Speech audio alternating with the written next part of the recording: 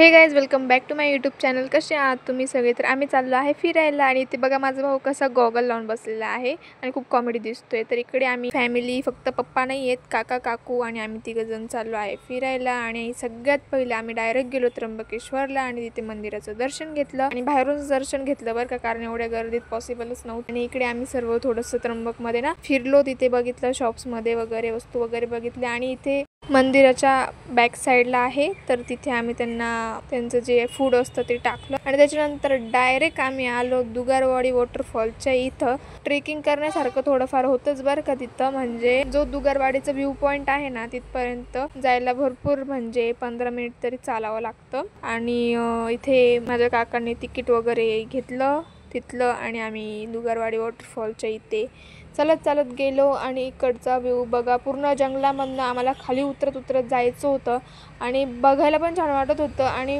माझा भाऊ पुढे एकटाच चालत होता, मी पण एकटी पडून गेली आणि मागं माझे काका काकू आणि मम्मी तिघजण।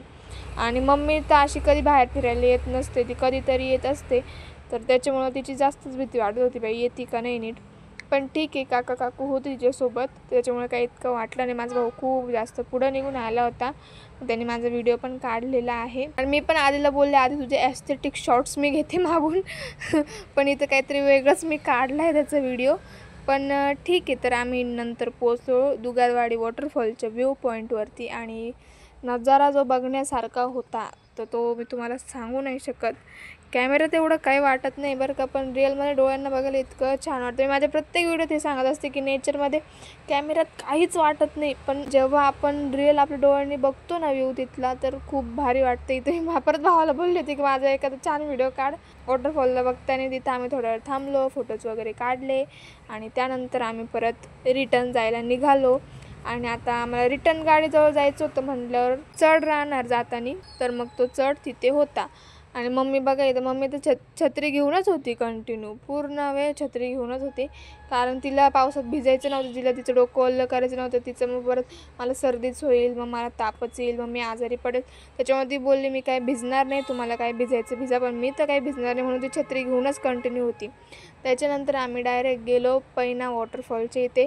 लास्ट व्हिडिओ जर तुम्ही माझं बघितला असेल तर मी ऑलरेडी माझ्या फ्रेंड्ससोबत पैना वॉटरफॉलला जाऊन आलेली होती, पण ह्यावेळेस मी परत काका काकूसोबत गेली आणि फॅमिली आम्ही गेलो होतो पैना वॉटरफॉलला।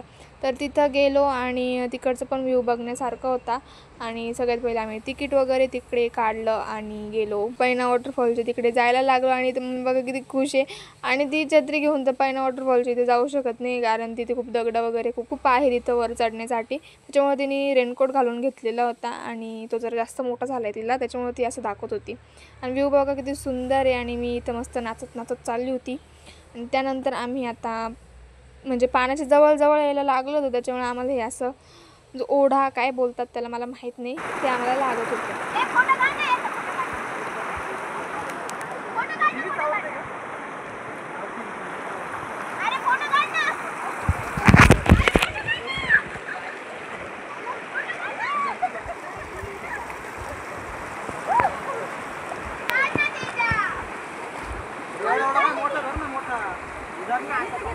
तर तो आम्ही पार केला आणि त्याच्यानंतर आम्ही पुढे जात होतो आणि जसं आम्ही पुढे जात होतो तसं व्ह्यू एकदम सुंदर वाटत होता आणि पैना वॉटरफॉल पण आम्हाला लांबून असं दिसत होता। आणि हे बघा, आम्ही पैना वॉटरफॉलचा जो मेन रस्ता आहे तिथे लागलेलो आहे, जिथे आम्हाला दगडं काय पार करून जायचं होतं। आम्हाला आमचं काही वाटत नव्हतं, माझ्या भावाला मला काहीच वाटत नव्हतं तिथं जायला, पण माझी मम्मीची टेन्शन होत होतं, कारण ती पहिल्यांदा असं उडत बाहेर फिरण्यासाठी आलेली होती, म्हटलं हे जाते की नाही। पण माझ्या काका काकून मम्मीनी अर्ध्या रस्त्यात आल्यानंतर बोलले आम्ही तेवढे काही दगडं चढू शकणार नाही। त्यांना म्हटलं ठीक आहे, तुम्ही इथंच थांबा, इथंच काय तुम्हाला खेळायचं पाण्यात खेळा आधी। आणि आम्ही मस्त आधीने माझा हात पकडला, आम्ही दोघंजण मस्त वर गेलो डायरेक्ट वॉटरफॉलजवळ। आणि लास्ट टाइम आम्ही जेव्हा आलो होतो तेव्हा जो पाण्याचा जो फ्लो होता ना तो खूप म्हणजे कमी होता, म्हणजे जास्त इतकं काय वाटत नव्हतं, पण आत्ता जेव्हा आम्ही गेलो होतो ना तेव्हा फ्लो खूप जास्त होता आणि पाणी डायरेक्ट म्हणजे आम्ही लांब उभं होतो तरी आमच्या तोंडावर पाणी उडत होतं।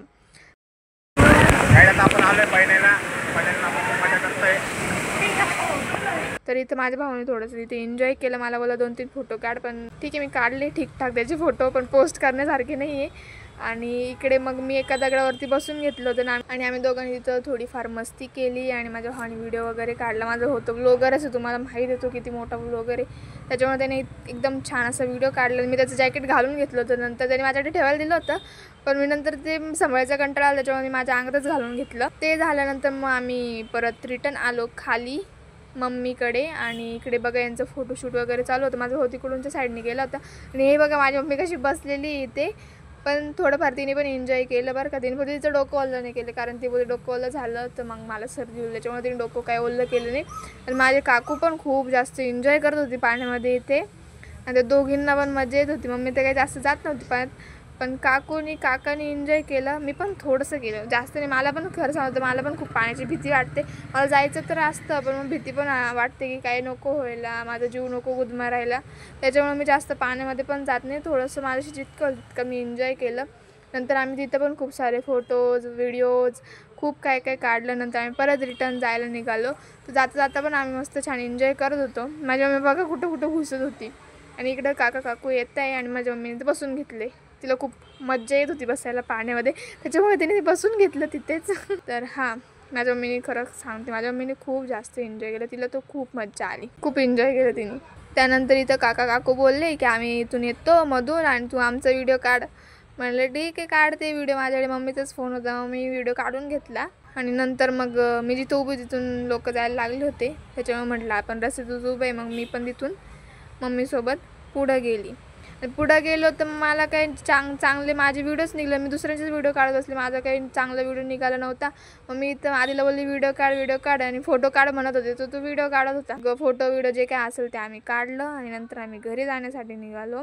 रस्त्यामध्ये पण थोडंसं मस्ती करत चाललो होतो. बाहेर आल्यानंतर आता एवढं छान वातावरण, एवढं भिजले आणि आपण मकाचं कणीस खाणार नाही असं कधी होईल का. मग आम्ही तिथं एक बाबा होते त्यांच्या इथे कणीस वगैरे घेतलं, ते खाऊन आम्ही घरी आलो आणि खूप एन्जॉय केलं. तुम्हाला हा व्लॉग कसा वाटला नक्की सांगा. Thank you so much for watching. Bye.